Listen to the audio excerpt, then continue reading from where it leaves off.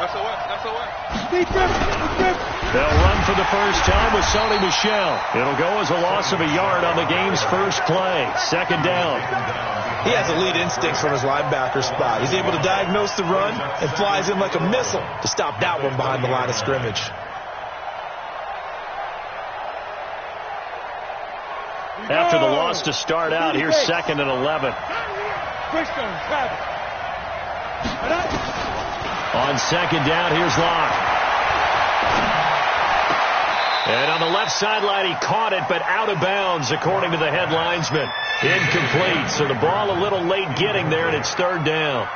By the way, I got to apologize because I just realized for about the last 4 or 5 plays I'm eking over into your territory up here in the booth. My bad. I'm going to get back over to my spot. Yeah, and we're not talking about our on-air commentary. I mean, what is all this extra paper? I mean, this is unusual for you. My bad. Normally you run a really tight ship. What's going on here? Just like that incomplete pass, I'm going to try to tighten things. Nowhere to escape, and he goes down. You never want to give up a sack. From the O-line's perspective, they hate it for several reasons, especially because they felt like they let little brother down back there in the pocket. Oh, no doubt. They have a ton of pride, and they go into every job wanting to keep that guy clean. They want that uniform with no grass stains, no dirt, nothing on it, but it's really, really difficult. You're talking about some terrific athletes who are trying to put him on the ground. And this is away. It's a high kick, and he got all of it.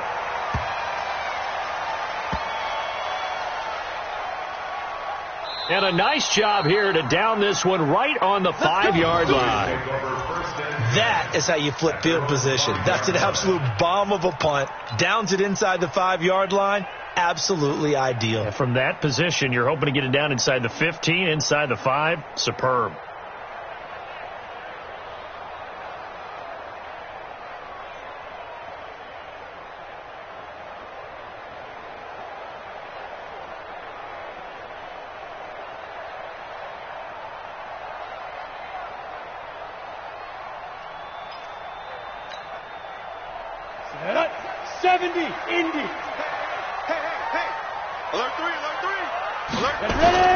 From deep in their own territory, they look to throw. Bryant has it.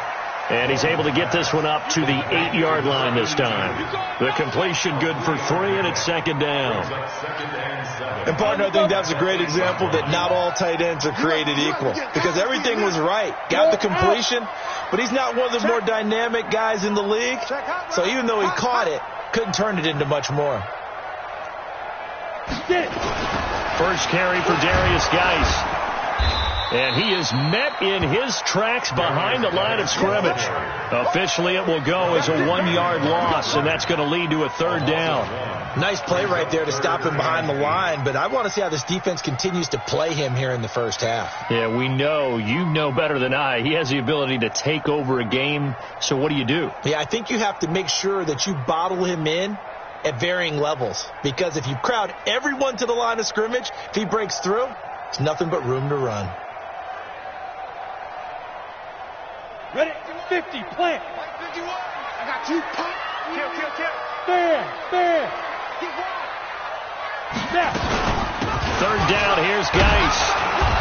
And he's going to be taken down here at about the 10. Just a 2-yard pickup, and that should necessitate a call for the punt team here on 4th down. The Broncos send out their punter now, as his first punt will come from inside his own end zone. And just a single punt for him in the loss last week as he sends this one away. That's taken inside his own 40. We'll call that a 49-yard punt, but a net of just 39 following the 10-yard return. And the Patriots take over. The Pats at the line, ready to go. And on the first drive, 3 and out. And I know that these are professional athletes, but I would imagine sometimes you get the nerves at the beginning of a game still, don't you? Those don't ever go away.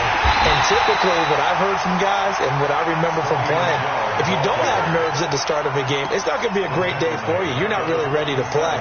So finding a way to harness those nerves and not let them affect you in a negative way, that's what all the guys are looking for. A 3-yard loss to start the drive. They'll look to make that up and then some on 2nd and 13. Nowhere to escape, and he goes down. Well, there was second long. Now it's third and even longer. They're going in the wrong direction here. Because they're moving exactly the way they want to, but you're exactly right. Definitely going in the wrong direction for the offensive guys. 58, right over there. Yeah. Mike, 58, right there. Second tone, defense. Let's go. Hey, alert three. Throwing on third and long. Block. He's going to air it out for Dorsett. Into heavy traffic, and it's intercepted. Picked off down at the 2. And a big turnover there as his guys will get the football back. Well, I tell you, Brandon, this ball's intercepted, but it is third down. So the silver lining is that since this is so far down the field and there wasn't a big run back associated with it, really this kind of works like a punt. It's not an altogether bad result. And he's able to get him a small cushion before being taken down at the 5, a gain of 3. One thing to keep in mind, partner, especially in the second half, when you've got a running back of this size, of these dimensions, I can just tell you, attrition does set in for a defense because you're excited about hitting him in the first half, maybe not so much in the second half, and some of these shorter gains turn into bigger runs later. And a gain of about 4 here moves this from the 6 up to the 10. We haven't seen much from him running the football here in this first quarter. No, you're right about that. We haven't seen much of him at all so far. They've stacked him up pretty well, but when you're trying to run the football, sometimes you've got to play the long game. Keep handing it to him, and some of those runs that aren't working now, they turn into 6, 7, 8, and maybe more later on.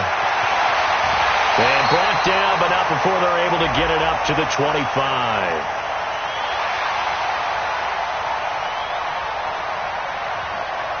So with the completed pass and the yardage they got, they'll decline the penalty. So obviously more yards on the pass completion than they would have gained with the penalty. They did the math. They did it well, and it works for them. Here's a 1st and 10 now after they successfully drew him offside. Look at me. Go. Following the penalty, it's Geis. A minimal gain as we tick down inside of a minute remaining in the opening quarter. They tried a quick hitter inside, but that one was swallowed up because what they're hoping, those big defensive linemen will take the bait and move laterally and open up a crease that they can run through. Didn't happen on that play.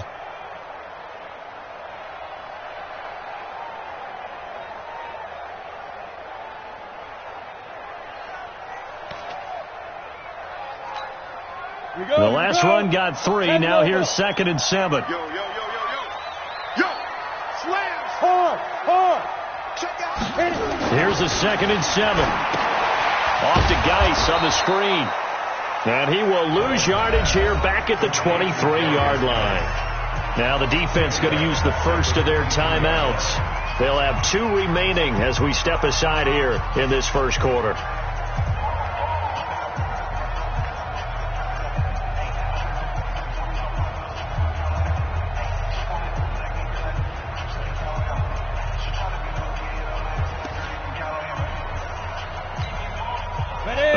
Completion certainly not what they were hoping for, as now they'll try to convert on 3rd. 3 down.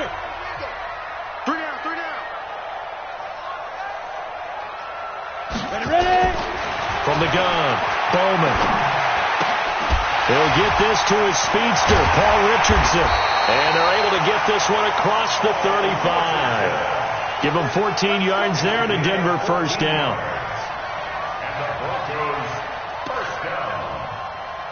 First and 10 at the 37-yard line.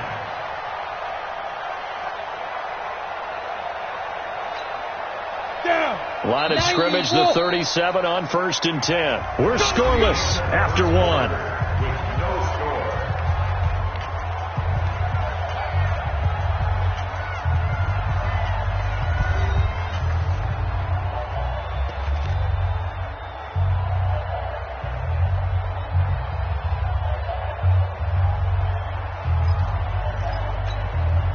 Set. 60 yards. Kill. You draw Corkers. Watch the twist. Check three. Leo. No. Get it. On 1st and 10, Bowman. This is the tight end, Fant. And he'll go down, but not before getting this inside the 30. It's a gain of 35. Not really any offense for them to speak of here in this first half. Maybe that's what they needed, that big play. Yeah, it seems that maybe everything changes right there. They've been a little slow out of the gate. We've seen that. But that one big play, that could spark a big burst right here. Check. Rock it. Look, squeeze. 6-6, pull it high. Let's see. Snap. On first down, this is Geis.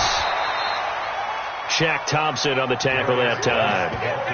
Well, we saw him there trying to get it to the outside, trying to get to the perimeter, but not a whole lot of room there. But there's got to be one positive to that. If you keep moving laterally, creases tend to develop as the game moves on, and they can run it back inside later. That's got to be on. Hey, lock it. Check 13. Check 13. Check. Let's go. Check. To throw on second down. Bowman. Pressure applied, and he's going to be taken down. They sack him back at the 33-yard line. Enough takes to start to have a good drive. Quite like a big loss on a sack, does it? Now they're looking at a 3rd and long, and suddenly the momentum shifted to the other side of the football. And old Mo is a very, very fickle man. Shift. This is Geis. And he's not going to sniff the first down here. He stopped at the 25. A good pickup there, 7 yards, but it brings up 4th down. This drive is turning into an extended one, and the guy carrying the ball, he's becoming more like a body blows guy. Every carry is putting some damage on the defense. So after a while, I'm not too sure how many guys are going to want to run up and tackle him.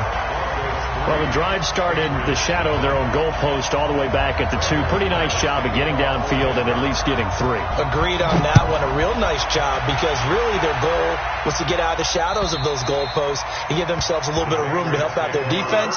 Instead, they got 3 points out of it.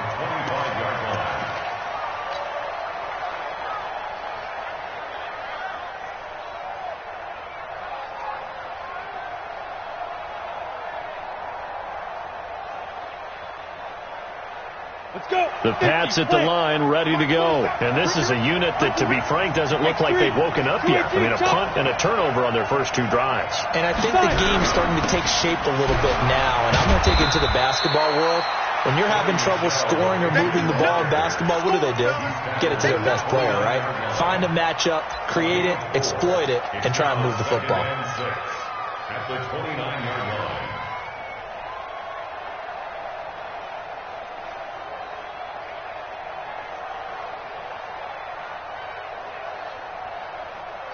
Following the pickup of 4, here's 2nd and 6. Now Locke throwing on 2nd down. Quick hitter here, it's complete. Only 3 yards on the catch. It's 3rd down.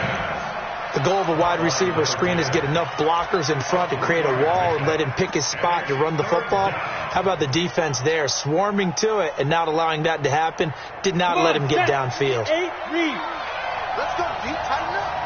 Let's go deep, tighten up. Locke going to try and throw on 3rd down. Steps away to his left. And they're going to mark him down short, maybe by about a yard, if that. He opted to go with a scramble, gets 2 yards, and now it's 4th. The Patriots send out their punter as he'll punt it away for the 2nd time. He'll send this one into the mile-high air, and it's a good one. And fights through one man. It'll be a 51-yard punt that time. And the Broncos take over, 1st down and 10.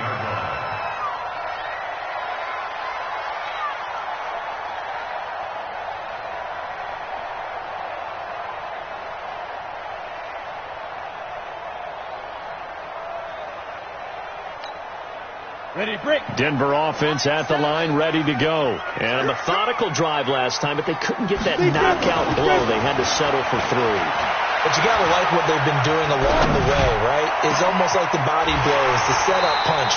As you said, they didn't get the knockout blow here, but that doesn't mean it can't come later in the game on another possession. And the defense on the other side, maybe a little gassed, yeah, right? a little tired. And if nothing else, they just feel relieved getting on field and giving up 3. They don't exactly feel like they've handled the offense. Geis takes to midfield, but no further. Just a yard there. Earlier this half, you were wondering how the defense was going to handle him defensively. Were they going to bottle him up at different levels, so to speak, is what you said. What have you seen so far? Well, I think they've been absolutely terrific because it feels like on every play, if we were watching this in the film room, when you clicked off the film or stopped it, you would see 11 shirts of that same color right there in the frame trying to tackle him. That's what you're looking for.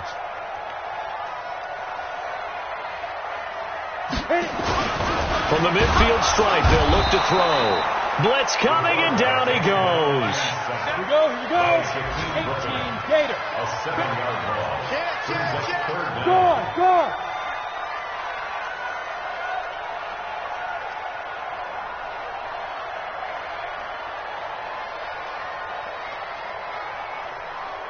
Get it ready.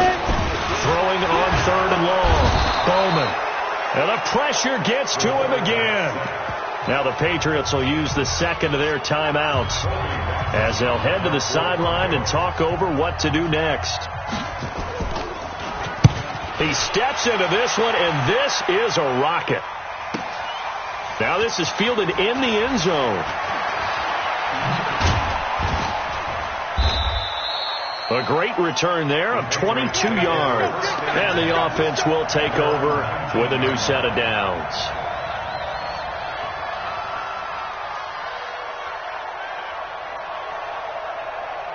The Pats at the line, ready to go. And now with still more than a minute to go in what's been a tight game, you figure we'll try to see them move the ball downfield. And remember, they get the kickoff to start the second half, so this is a golden opportunity for them to go down there and put up a couple of 6s back-to-back. What a momentum swing that would be. Yeah, you might be able to get a 2-for-1 without ever even giving up the football. After the incomplete pass, here now is 2nd and 10.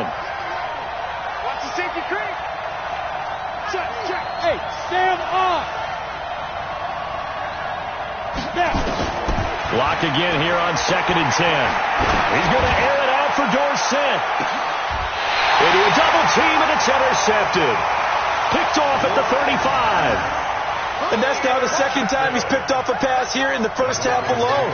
Again, another great read defensively, and you just see him get in the right position to make the play and get his guys the football back. The Broncos onto the field, ready to start their next drive. It's been very much a slow start for them. 3 drives and just the 3 points, CD. Yeah, if you're into the points per drive ratio, that answer is 1. And that's not going to get it done in a ball game. They've got to find a way to finish these drives in end zones, not having balls go through goalposts. Now the Broncos are going to call the first of their timeouts as the clock will stop with 55 seconds to go until halftime. The previous run, good for 9. Here's 2nd and a yard. Look at me. Go.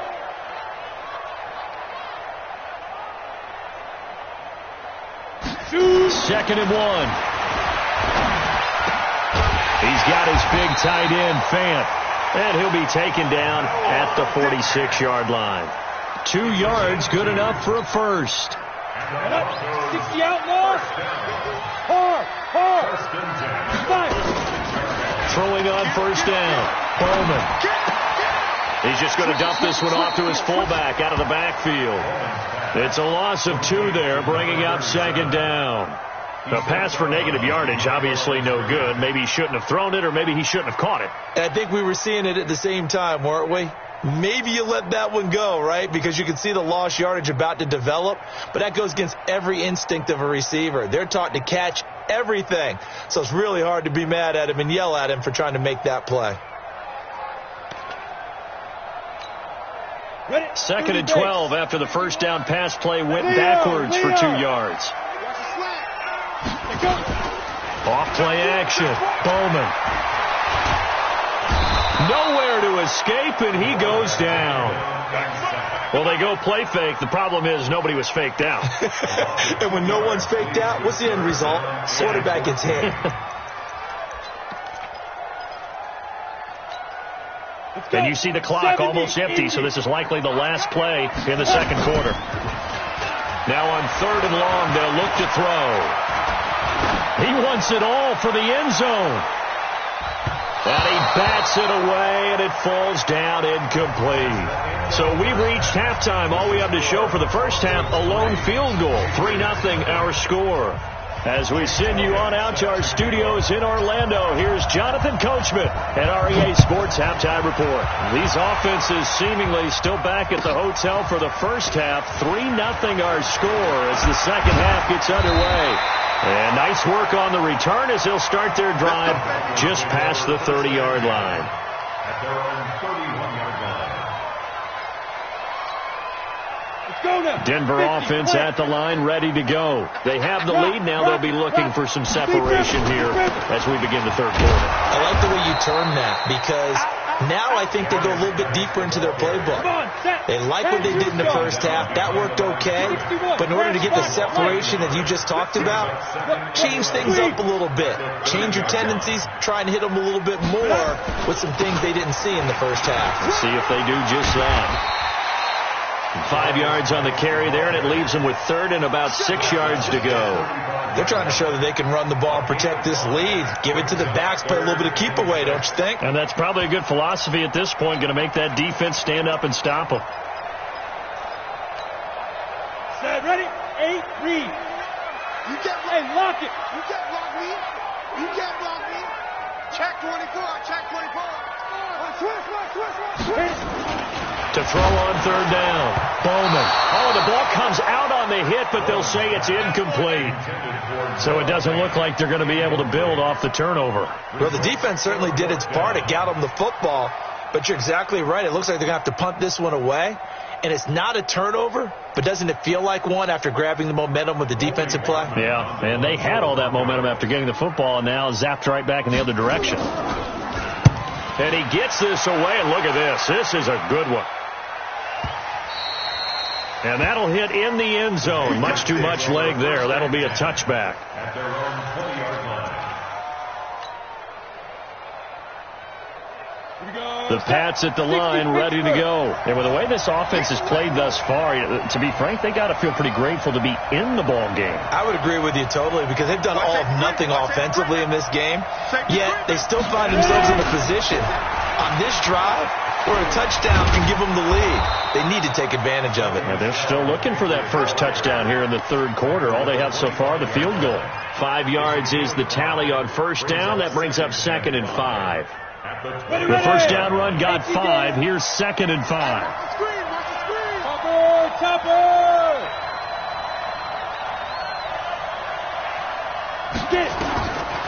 Lock to throw on 2nd down. That's out to his running back, Michel. And from the 25, they work this to the 29, a gain of 4. Everyone's got to be able to catch the football. Doesn't matter what position you play, but if you're on offense, be aware a ball may come your way. 15-1. 15-1. We got to get to the ball, team. We got to get to the ball. Let's keep moving. Keep moving. Check 31. General West. 25. Check 25. Check 25. Check. Down. On 3rd down, Michel. And it would appear he's going to be short of a first down as he stopped right around the 29. Just a 1-yard pickup there, and it'll be 4th down. I know the scouting report on him is that he doesn't possess the eye discipline to be an elite linebacker. And what that means is his ability to read, react, and make a play. But on that one, he looked like one of those guys. Fair catch called for and made at about the 32-yard line. Just 34 yards on the punt there, no return. And possession will switch hands, 1st and 10.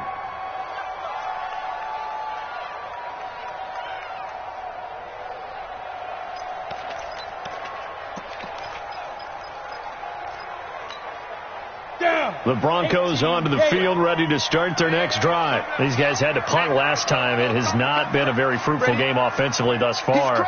They haven't even made a trip to the red zone. And I know that everyone's going crazy on that sideline because that drives you berserk to come off the field, not really move the ball well. As you said, not even get to the red zone, let alone, not even put points on the board.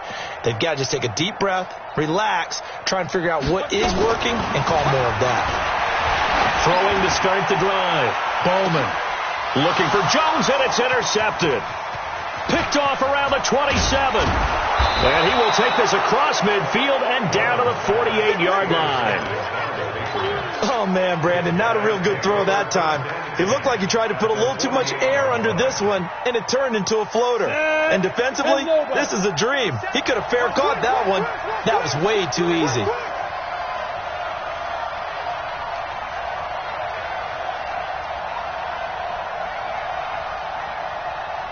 Jump, Breakstone, travel. Watch twist. Watch the shift. They'll try to get this offense going with Michelle. On the stop that time, it was Josie Jewell. Tough first half for him, unable to put up the numbers he's used to producing. But with a guy like him, you and I both know it just takes a couple of explosive touches for him to make an impact on this game and on the stat sheet as well.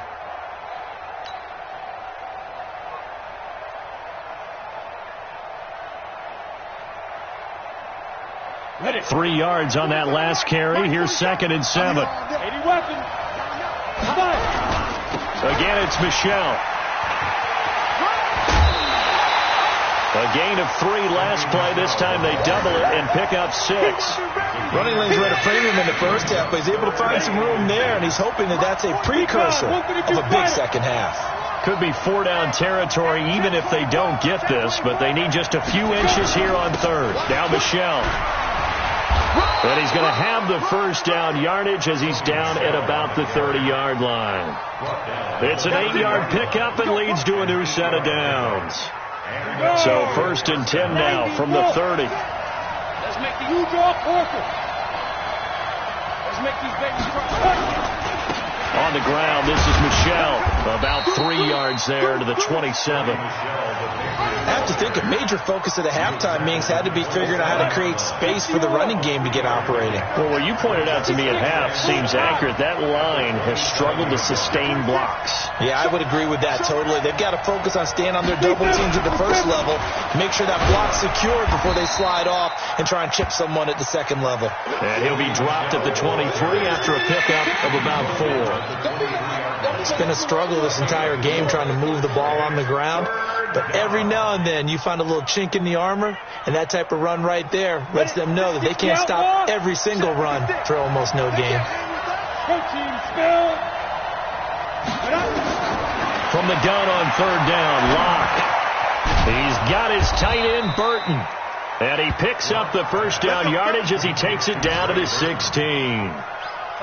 An effective 7-yard 3rd down conversion. Took till the second half, but finally a red zone opportunity here. They come up 1st and 10 at the 16. They'll run it. This is Michelle. And he's brought down just outside of the 10 at the 11. Give him 5 on the carry there, and it'll be 2nd down.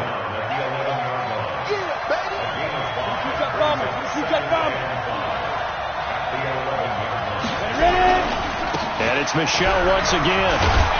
And he'll take this one inside the 10 down to the 8.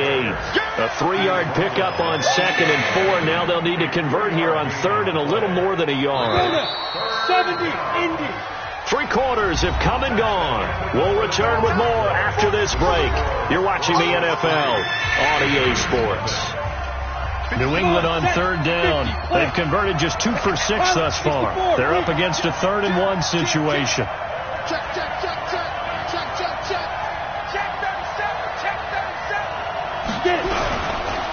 They'll run with Michelle, and he won't be close to a first down as he runs into a wall right around the line of scrimmage. Call it no gain that time, and they're going to be left looking up at a 4th and 1. It's now 4th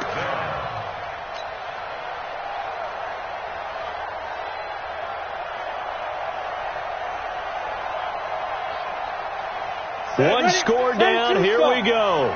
They're going to go for it here on 4th down. Here we go with Michelle. And I'm not sure he got there. Did they stop him? They did. They'll get neither the touchdown nor the first down. And the Broncos will take over on downs. We saw a number of good games earlier today. This one might top all of those. It's been a dandy as we come up on 1st and 10. They start on the ground with Geis. And he'll take this forward only up to about the 7. Credit him with a 1-yard gain there to make it 2nd and 9. And the trend continues here in the 4th like it was in the 1st, 2nd, and 3rd. He's had nowhere to run. And you're probably thinking to yourself, why do they keep feeding him the football? Well, they trust him first and foremost. They do believe that over time he might actually pop one of these runs. But bottom line is he takes care of the ball well for them, so they'll keep handing it to him. Take a break. Like 7. Don't get nervous. Strong left. Topper. 2. They stay on the ground. Geis again. And he's up past the 10 to about the 12. Give him 5 on the carry there, and it'll set up a 3rd down. A tight game like this, such a tough spot for the offense to be in. Even though they have the lead, Charles, back up so close to their goal line, they got to protect the football. And that's when you have to take care of your team with play calling as well. Not a lot of misdirection, not a lot of counters, not a lot of plays where you have extra ball handling. Get it right to the hands of your running back. Tell them to take care of the ball and try and move forward. Check. Go on. Shift. 5. From the gun on 3rd down. Bowman. It's caught. Jones. And he works it across the 25 before being tackled. Denver has a 1st down on a 15-yard play. 1st and 10 at the 27-yard line. Here we go. 18 Gator. Here we go. He's coming. Double up. Hey, Sam off. Time go. Let's go. On 1st down, Bowman. Now they set up the screen. That's complete. And they'll get this well past midfield before being stopped just before the 35. That one good for 37 yards. I know we love our jobs, and pretty much any play we see, we're pretty, excited about. But big plays, let's face it, that's what we absolutely live for. How about that one? That was great. And what our camera missed was the fist pump from the sideline after that catch. They're fired out. That's a big game. Look at me. Go.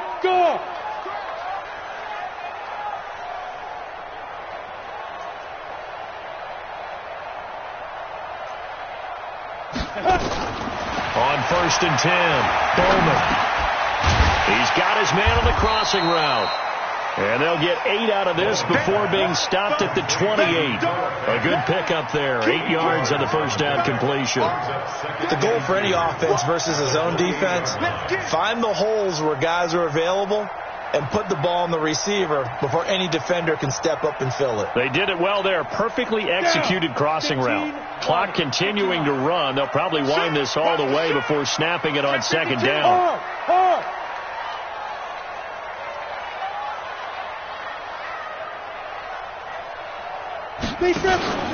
Off the play fake. Bowman. Complete. Richardson has it. And he gets it inside the 10 to the 9. That puts him in excellent position. 1st and goal after a gain of 19. 1st and goal at the 9-yard line.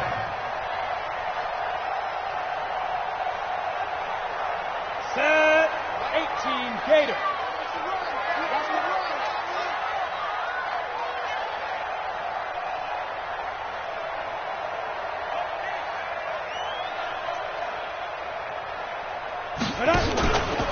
Geis, they'll try to run it. And they'll go backwards here, losing yardage to the 14. And now, defensively, they're going to burn their 1st time out. Remember, they get an extra time built in coming up here shortly at the 2-minute warning. It's 2nd and goal, but now all the way back at the 14. Leo! Off play action. Bowman toward the end zone, but that's going to wind up incomplete. We've seen good cover skills on display throughout this game, really from both teams. And there's another nice example there of them making it difficult to complete a pass. A lot of tired bodies on that field, but this is a big play, 3rd and goal.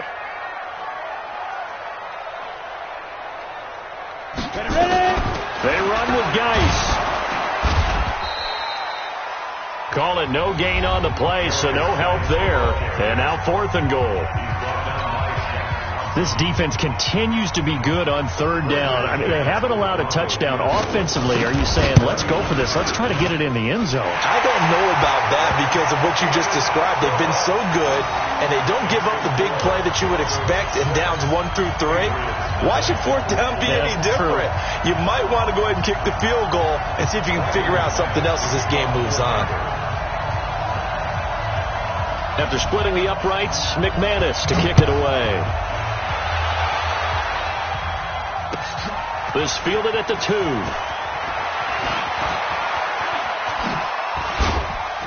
And he nearly broke that for more, but as it is, they'll start this drive at about the 37-yard line. At their own 37-yard line.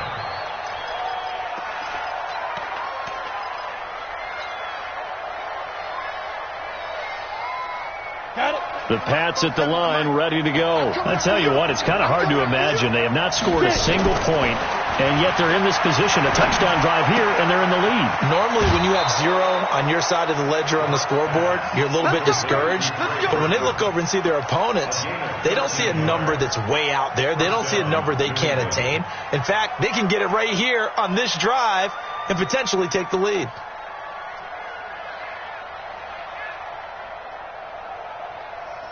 Ready up. And it looks like this will be the last play before the 2-minute warning. On 1st and 10, here's Locke. 4th quarter, down to the final 2 minutes, and we've got a 1-score game.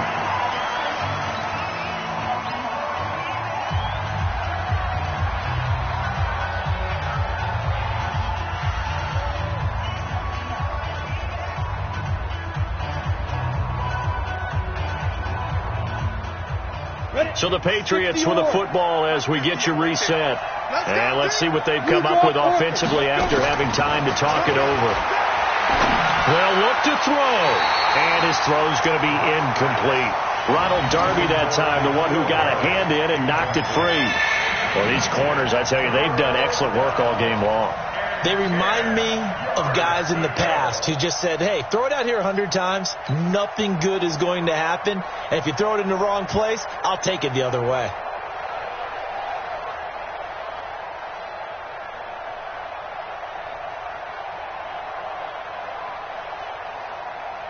Big play coming up. Here's 3rd and 10. I would expect to see some pressure here. The pressure drops off as they'll look to throw. And he can't get a throw off. He's taken down. What a huge play at this point in the game.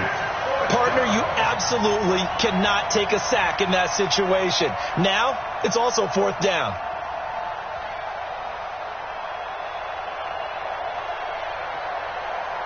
So down 6, and they know they need this one on 4th down. They'll go for it. It's Locke. And, a crusher there as it's intercepted. Picked off at the 33. And he'll return this one just shy of midfield to the 49. Brandon, offensively, this has been a tough day for him. Trying to find a place to throw the football. It's been extremely difficult. I've got to give a lot of credit to the secondary, especially the corners who have had the receivers on lockdown. Denver offense at the line, ready to go. And barring mistakes, they should be able to kneel this one out and finish it off. And there's only one timeout remaining on the defensive side of the ball, so that doesn't really come into play either. And the drive begins with a run by Geis. And they'll get him down as he's inside the 40. A Bronco 1st down there, 12 yards on the play. Well, that looked like an example of what you said back in the first half. A running back of his size can really wear down a defense. I think he's starting to do that. I think you're exactly right. And know what else he's doing? He's inspiring the rest of his team because they see this starting to happen as well. So that means they're going to redouble their efforts to help him out. Extra blocking, getting downfield, helping him out. Back to the ground on 1st. It's Geis. He's brought down at the 34. Call it a gain of 4. I guess the simple question, why not just take a knee there? I don't understand either why you would take any sort of a chance. We've seen it happen in the game of football. It doesn't matter whether you've watched high school, college, or the NFL. Some people get a little greedy, try to get that extra running play in, and it can backfire on them. Geis with the carry on second down. Give him 4 on the carry, and it'll make this a 3rd and about 2. Charles, why didn't they just take the knee there? You're asking the question that I'm asking as well, because we've seen a lot of football where coaches decide maybe they get a little greedy. I don't know if they're doing it for stats or for what reason. We've seen it happen in college, and how about in the NFL? The miracle of the Meadowlands. All they had to do was take a knee, and the game was over. The Giants ran it one more time, ball popped free. Philadelphia picks it up and wins the game. What year was that? 1978. I think it was in November.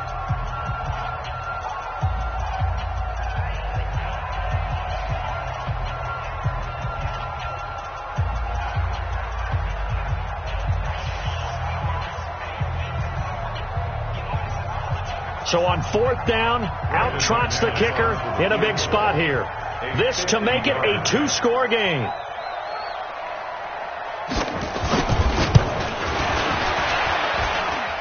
And the kick is good. So you wonder how this one might be remembered the next time these two teams meet.